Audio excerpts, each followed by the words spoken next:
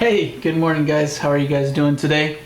It's Wednesday. It's Chapel Day. I'm excited that we can do it over YouTube Live, and we can still be together in some way. We can still be connected. I mean, it stinks I can't really see you or hear you, but I know that God still shows up when we worship Him. It doesn't matter if we worship Him in like all together in one room or if we're spread out a little bit. The fact is, if we worship together, the Bible says that where two or three are together in worship, He is present. And I know physically we're not together right now as we worship, but I know spiritually we are. We're in the same mind. We're in the same spirit. And just want to encourage you guys that you would take this time to worship. And I know sometimes it can be awkward to be the only one in your house or in your room worshiping, but that you just take this time to quiet your heart, to quiet your mind, and to try and connect with God. And I think that's what we're in desperate need of today. I know I am. So as we worship, just close your eyes, and I just invite you to close your eyes right now. I'm going to pray us in as we start this time.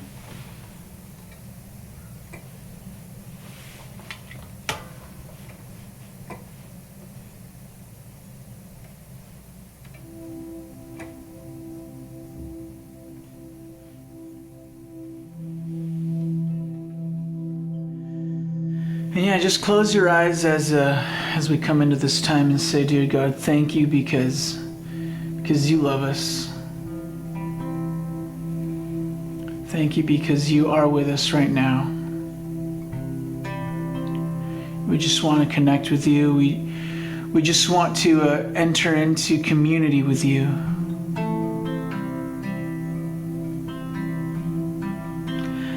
I pray, Lord, that as we sing, as we worship, as we hear your word, that our hearts would be settled, that our minds would focus on you.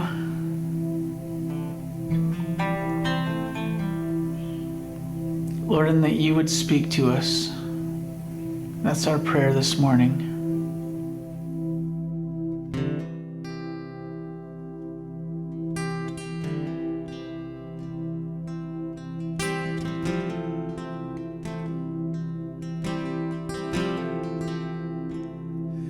Even though I walk through the valley of the shadow of death, your perfect love is casting out fear.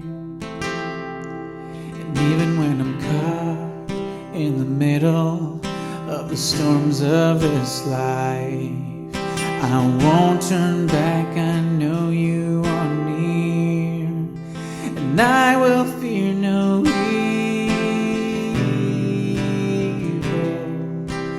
For my God is with me, and if my God is with me, who then shall I fear? Who then shall I fear?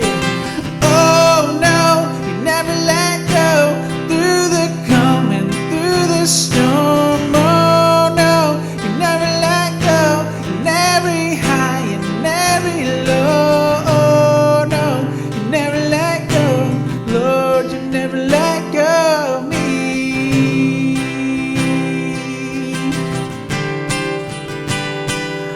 See the light that is coming for the heart that holds on, a glorious light beyond all compare.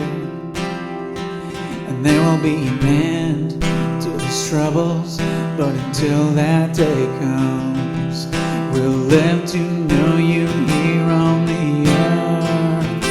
And I will fear no evil. My God is with me, and if my God is with me, who then shall I fear? who then shall I fear?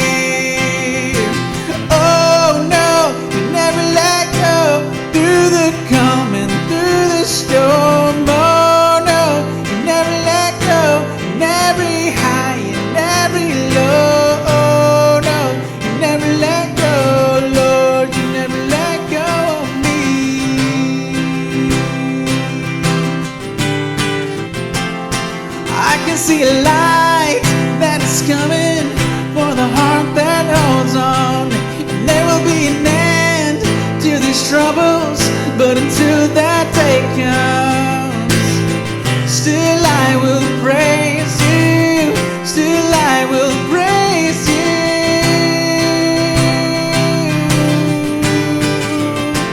Yeah, I can see a light that is coming for the heart that holds on, and there will be an end to these troubles, but until that day comes, still I will praise you, still I will praise you.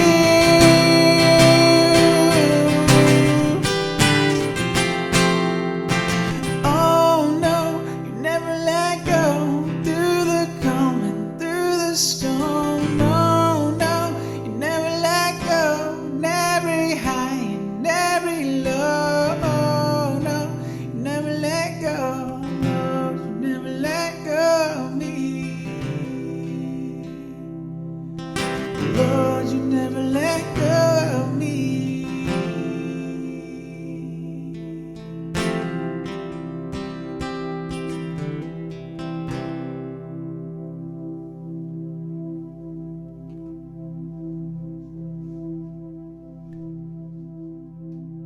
Because we worship a God who is real. We worship a God who is present with us, who is not only looking at us from afar, but he's present with us through our difficulties. I love the song we just sang because it speaks of just God's love. It speaks of that he is with us no matter what's going on, that he never lets go. And maybe you've heard the song before, maybe it's completely new to you. This was a song that was written quite a while ago now. But it's awesome when we get to sing songs that were written a while ago and they still apply today. And I'd say this song definitely applies to today, our days, when we're living a time of a little bit of uncertainty. The news, everything changes day to day, and it's hard to manage. It's difficult to manage, and it causes some anxiety. It causes a little bit of fear, causes a lot of stress. And I'm going to be honest with you guys. As I was preparing for today and looking forward, I'm always looking forward to chapel. But as I was preparing to speak to you guys, I found myself in like a position of I didn't really know what to talk about. I was struggling to find something worthwhile. I was struggling to find words, and I feel like, and I know last week we talked about just the ability to be able to take this time to examine ourselves, to take this time to grow closer to God, to press into God, and I had a list of things that I wanted to accomplish, a list of things that I wanted to do. I wrote my list down and everything, and as the week progressed, I found myself not doing a lot of it. I found myself struggling for time. I don't know if any of the other teachers have said this to you before, or if I'm the only teacher that feels this way, but classes online over Zoom, at least to me, are a lot more difficult than in-person ones. I feel like there's quite a bit more preparation that goes in, because like our assignments, at least in my case, my assignments don't look the same as if we were in a classroom. And then there's the whole added factor of you're looking into a camera and the camera's looking at you. See, when I'm teaching usually or doing chapel, I'm not seeing myself. I'm looking at your faces, I'm looking at your reactions and seeing what you guys are up to, and it's a lot easier to speak when you're doing that. It's a lot easier to do a class.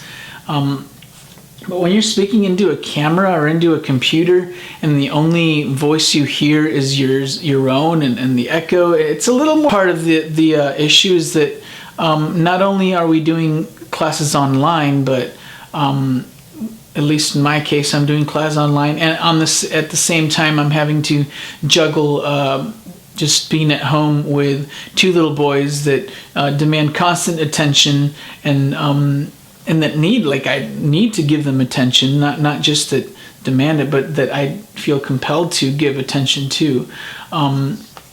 Who would otherwise be hanging out with Miss Sherry, which, man, she does such an incredible job with them.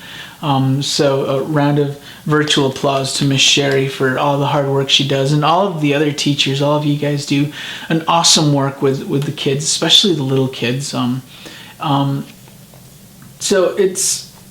sometimes it's hard to focus. Sometimes it's hard to really get through your day and feel productive about it. And that's been one of my major struggles right now. Has been I've got so many things that I want to do, and yes, I have literally nowhere to go. I have, you could say, all the time in the world, but that time ends up being consumed by other things. And to be frank, to be honest, I've had a stressful week. I've had a week that I've been quite stressed, and it takes a bit to get me stressed. It takes a bit to get me upset, and I feel like all week, especially yesterday, I've just been stressed and like at the verge of exploding. And it's funny that comes right after I challenged you, and I challenged myself to press into God more. And to be honest, like, my temptation is that the first thing I do when I wake up is that I scroll through my news feed and see what's new about the coronavirus, see what's new about everything going on in our world. And yes, the coronavirus is one of the biggest issues or pressing issues going on right now.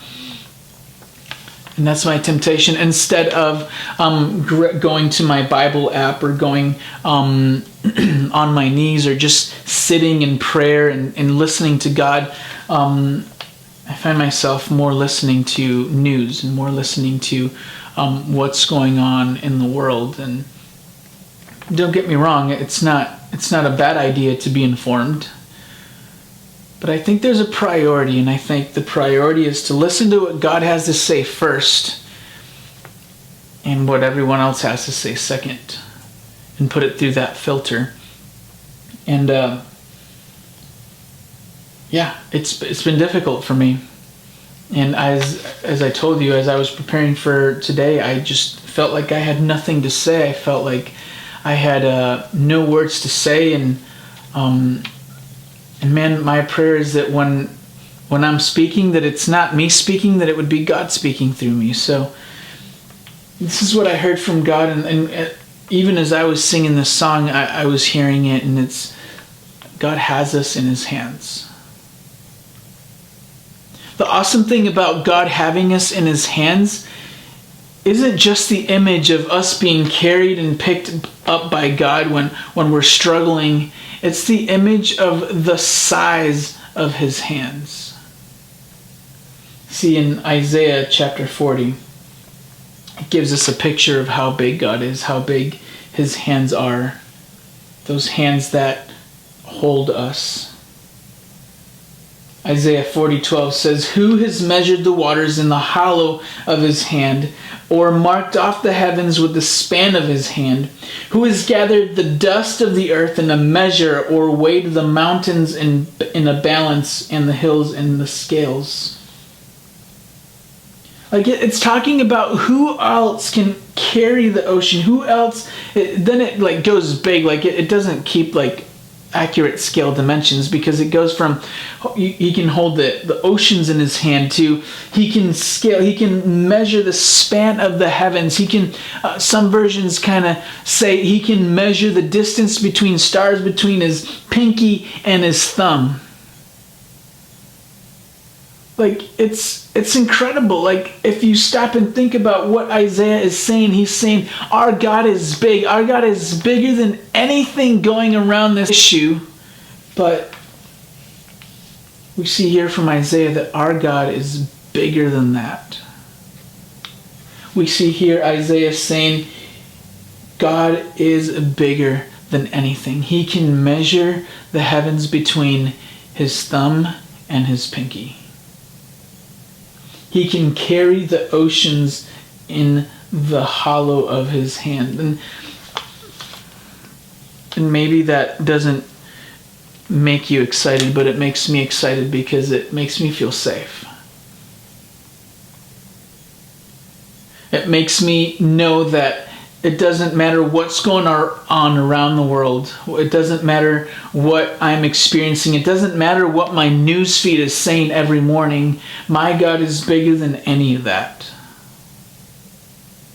If I can really grasp that, if I can really live that, if I can really put everything that's going on through the filter of who God is and how great and how big God is, then nothing else matters as much. No other problem is so big or is too big. Students, and I was debating as to whether to talk about this or maybe go into something deeper, but I don't think there's anything deeper really than the fact that our God is bigger. And I think that's the news I need to hear.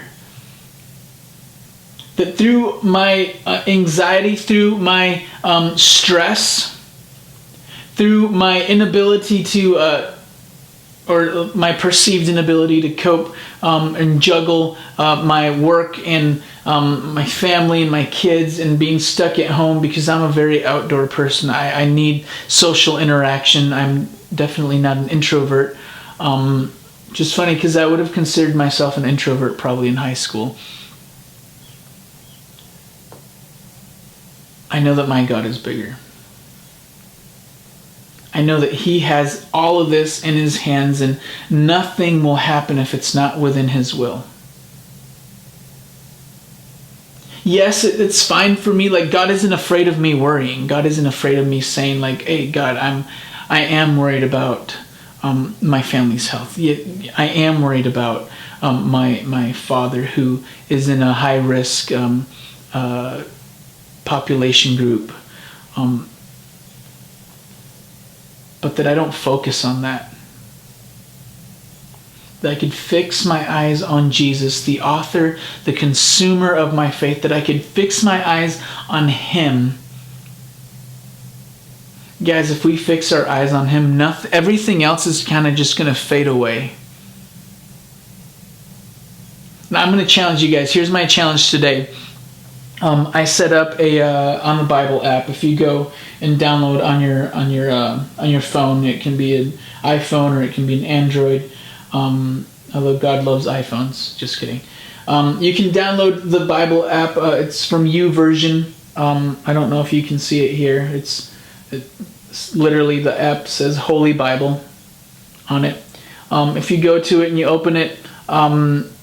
It has all sorts of like reading plans that you can do every morning or every night, depending on what works better for you. Honestly, for me, it works better to just do it every morning because that's the first thing then I see group with people. And it starts tomorrow. The link is actually right down below in the description of this video. So if you would take this challenge, click on that link, download the app, click on that link, and join me in these 31 days of reading the Bible. And kind of cool because this app actually has a streak feature, and it tells you how many days in a row you've opened the Bible app. And that's kind of cool. And I want to challenge you guys to go on a streak with me, to get a good number of days here. in the Bible app, and we can like compare, and you can send me screenshots of how well you're doing, or if you had to restart, and that's fine. Like I've had to restart so many times. Like I'll be honest, right now my current streak is 5. My best streak has been like 105. I'm surprised. That's a good number. I would highly encourage you to do this. I think if we really commit to finding God, if we really commit to pressing into Him, and I know I said this last week, and I didn't really do it. At least now we have like a practical feature, a practical way to kind of get us started in this process of pressing into God through this time, and making sure we make the time to press into Him.